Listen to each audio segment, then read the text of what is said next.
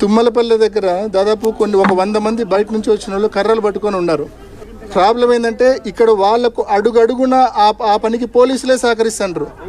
ఎక్కడన్నా ఇంకా కర్రలు తక్కువైతే పోలీసులు లాఠీలు సైతం ఇచ్చే పరిస్థితుల్లో పోలీసులు ఉన్నారు. అంత అధ్వానంగా the worst policing ever seen in the history of Andhra Pradesh. The worst policing ever seen in the history of Andhra Pradesh. Chandrababu Naidu garu, you are a biggest failure.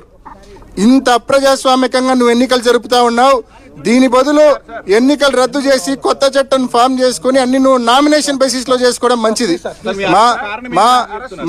ఎటువంటి నోటీస్ లేదు, కారణం లేదు, పొద్దున్నే ఇంటి దగ్గరకు వచ్చి ఈడ్చుకొని పోతా ఉన్నారు. నో రీజన్స్, నో నోటీస్, పొద్దున్నే ఇంటి దగ్గరకు వచ్చి ఈడ్చుకొని పోతా ఉన్నారు. నేను 10 రోజులుగా వీళ్ళని మంగపోతున్నా, సజావుగా జరపండి, సజావుగా జరపండి, నేను అన్ని రకాలుగా సహకరిస్తా అని. సజావుగా జరిపే వాళ్ళనేమో ఈడ్చుకొని పోతా ఉన్నారు. Law and order problem create చేసే వాళ్ళు, బూతుల దగ్గర ఉన్న గలాటలు చేసే వాళ్ళని మాత్రం బూతుల దగ్గర పెట్టినారు. తట్టు బయట నియోజకవర్గాల నుంచి వచ్చింది. ఈరోజు 15 బూతుల్లో కనీసం అంటే 2000 మంది బయట నియోజకవర్గాల నుంచి, ముఖ్యంగా జమ్మలమడుగు నుంచి, కమలాపురం నుంచి, ప్రొద్దుటూరు నియోజకవర్గాల నుంచి తెలుగుదేశం పార్టీ నాయకులు వచ్చి ఇవాళ మా వాళ్ళ మీద దౌర్జన్యం చేస్తూ ఉన్నారు. పోలీసులే దీనికి పూర్తి కారణం, పోలీసులే దీనికి ఫెసిలిటేట్ చేస్తూ ఉన్నారు.